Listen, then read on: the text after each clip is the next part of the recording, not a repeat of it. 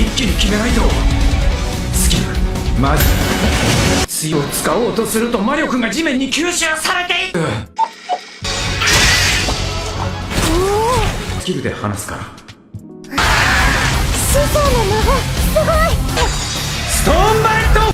Hai guys, kembali lagi bersama gue Wawan Aha Jos. Kali ini gue akan review anime yang berjudul Tensei Shitara Kendesta. Cerita pun berawal dari seseorang yang ditabrak mobil dan meninggoy ke alam isekai. Seseorang itu pun menyadari dan akhirnya dia pun berada di alam isekai, melihat monster-monster kopet beterbangan dan hidup di alam liar di sana. Dan rupanya seseorang itu bereinkarnasi menjadi sebuah pedang. Dia pun kemudian mengecek sebuah skill dan beberapa skill yang dimilikinya. Rupanya dia pun bisa melakukan skill yaitu healing ceringe. Namun tiba-tiba datanglah seekor goblin kopet berusaha melepas pedang yang menancap di tanah tersebut. Dan si pedang itu pun merasa riweh setengah edan. Kemudian beberapa goblin kopet pun datang dan mereka pun menjigongi pedang tersebut. Namun tanpa diduga, pedang tersebut mengeluarkan skill yang bernama telekinesis. Pedang itu pun kemudian membantai para goblin kopet tersebut. Setelah itu dia pun mengecek skillnya kembali. Ternyata pada badan goblin kopet itu ternyata ada sebuah batu yang dapat menaikkan skill dan levelnya. Sementara itu, di sisi lain, seekor kucing atau ras kucing yang bernama Fran dia pun dibully habis-habisan dan menjadi babu dari seorang dan kelompok penambang. Singkat waktu, esok harinya, pedang itu kemudian membantai cacing kremi yang ada di alam tersebut. Kemudian singkat waktu di sebuah goa, pedang itu kemudian membantai Raja Goblin di sebuah goa. Goa tersebut rupanya adalah tempat untuk ngegoanya MU kalau kalah lawan Chelsea. Sementara itu di sisi lain, si ras kucing Fran itu berusaha akan mengalahkan para majikannya. Namun sayang, dia pun dihalangi karena terpasang kalung oleh majikannya tersebut, sehingga dia tidak bisa menyerangnya. Kemudian di sisi lain, lagi-lagi si pedang itu berusaha mengalahkan slime sampai mubui dan membuat gelombang air di danau alias walungan tersebut. Sehari-hari pedang tersebut berusaha mengalahkan dan meningkatkan levelnya. Hingga pada suatu saat, pedang tersebut pun nancep di sebuah lumpur dan dia tidak bisa kabur. Beberapa bulan kemudian, datanglah Fran yang dihajar oleh beruang kopet. Dia pun tidak sengaja menemukan pedang tersebut dan mengalahkan beruang tersebut. Rupanya Fran adalah seekor ras kucing yang dianggap lemah oleh orang lain. Maka dari itu dia berusaha ingin menjadi kuat. Di sebuah tempat ada seorang petualang dan beberapa petualang lainnya dihadang oleh seekor dan beberapa ekor goblin kopet. Mereka pun memberikan heos jigong yang tidak enak. Tapi tanpa diduga, Fran datang dengan sigapnya mengalahkan mereka semua dan menolong petualang tersebut. Akhirnya dia pun berhasil mengalahkan komplotan goblin yang menghalanginya. Dia pun diajak oleh petualang tersebut untuk pergi ke sebuah kota. Diceritakan oleh petualang tersebut kalau ada seekor Fenrir yang dihajar oleh pedang, maka dari itu kehidupan di hutan akan menjadi berbahaya dan tidak stabil. Setelah itu, setelah bercerita, petualang tersebut menyarankannya untuk pergi ke guild petualang dan memintanya untuk didaftarkan. Di tengah perjalanan tersebut, karena lelah sudah menghajar para goblin, Fran pun tidur bersama dengan pedangnya. Akhirnya Fran dan petualang tersebut tiba di sebuah kota, yaitu kota Alessa. Di sebuah kota itu, pedang tersebut mengecek skill dan atribut yang dimiliki pedang oleh orang lain di sana. ternyata pedangnya sudah memiliki level yang cukup tinggi. Setelah itu Fran pun datang ke sebuah guild petualang. Dia pun ketemu dengan seorang resepsionis yang cukup cunihin. Resepsionis itu bernama Nell. Awalnya resepsionis cunihin itu tampak ragu dengan penampilan Fran. Tapi sebelum mendaftar guild petualang, Fran pun diuji untuk mengalahkan seseorang di tempat itu. Rupanya dia adalah iblis Kopet. Fran pun berusaha mengalahkannya. Mereka berdua pun beradu mekanik satu sama lain. Terlihat atribut yang dimiliki iblis Kopet itu lebih tinggi daripada yang dimiliki Fran. Si pedang itu pun merasa ketar-ketir dan kaget setengah modal. Sampai akhirnya Fran pun berhasil mengalahkannya dan dia pun dipanggil oleh kepala guild petualang.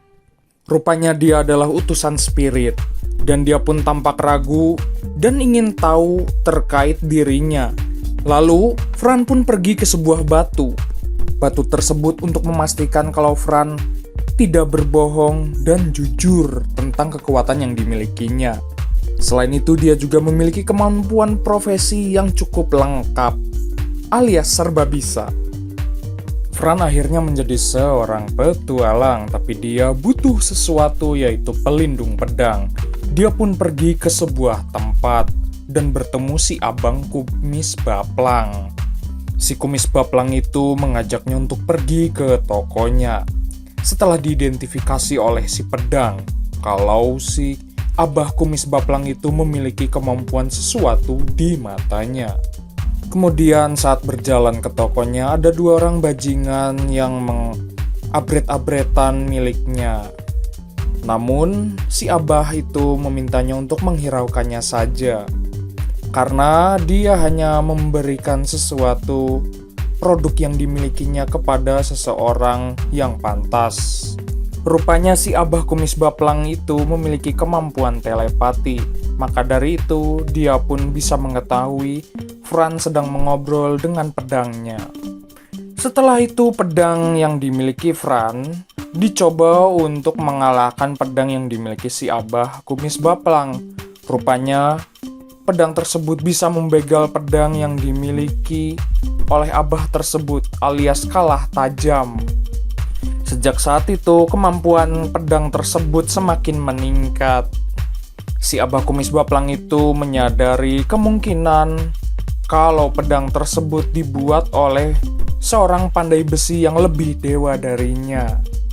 Setelah itu, si abah kumis baplang itu berjanji ingin membuat wadah pedang tersebut dengan kualitas dan bahan yang baik. Jelas saja Fran pun tidak sabar ingin memilikinya. Singkat waktu, Fran pun berjalan di sebuah kota. Dia pun diculik oleh pemilik toko. Dan dia pun rupanya diberikan sesuatu pakaian yang lebih cakep. Setelah membeli pakaian, Fran pun kembali pergi ke sebuah toko kelontong, alias warung Madura. Rupanya peralatan makan di sana tampak sangat bagus dan mewah. Singkat waktu, Fran pun bangun dari bobo cantiknya dan dia pun menyiapkan makanan ayam goreng crispy. Setelah itu, Fran pun menyiapkan makanannya sampai dia pun makan ayam goreng tersebut.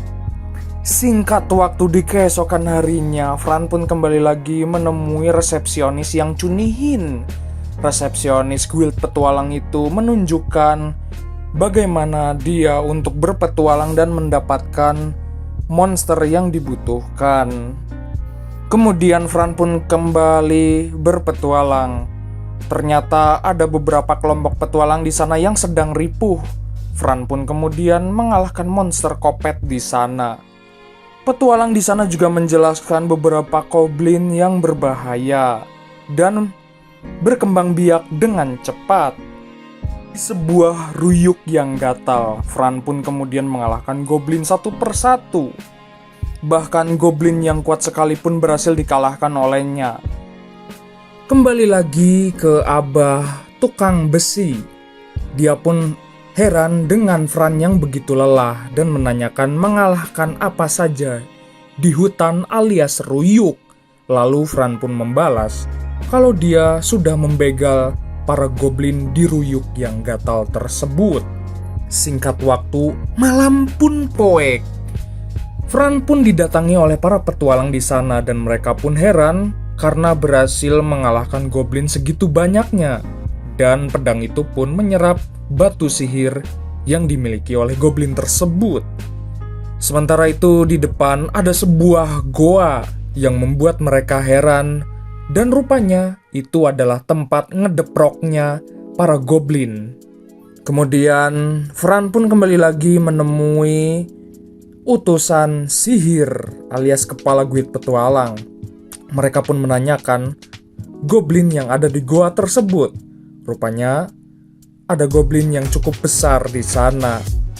Dia pun berencana untuk memiliki pasukan untuk penakluk goblin di sana. Akan tetapi keesokan harinya, Fran pun datang dan dengan sigap masuk ke goa tersebut. Singkat waktu, Fran pun kembali lagi menemui si Abah, tukang besi. Dia pun memiliki sebuah batu untuk mengecek kekuatan yang dimiliki sebuah benda. Dia pun menceritakan sebuah goa itu yang namanya disebut dungeon. Bukan ganjen ya. Dungeon itu memiliki kehidupan yang berbeda dan dihuni oleh iblis dan goblin kopet. Setelah itu, Fran dan pedangnya beristirahat dulu di sebuah hotel. Singkat waktu, Fran pun mandi kuku cuprakan di sebuah kamar mandi. Jelas saja, Fran yang membawa pedang itu membuat kaget Nel alias si resepsionis Chunihin itu. Karena secara peraturan dilarang membawa pedang saat mandi besar. Setelah itu mereka berdua pun makan. Lalu Nel pun mengajaknya untuk pergi ikut untuk membasmi goblin. Setelah itu, Fran pun menyetujuinya dan mengikuti arahan dari resepsionis Chunihin tersebut. Dia pun lalu menceritakan dewa yang banyak tersebut, yaitu Dewa 78. Mereka pun memiliki kemampuan yang tak tertandingi. Besoknya Fran pun mendapatkan wadah untuk pedangnya. Dan kemudian Fran pun diajak para petualang untuk mengalahkan goblin tersebut.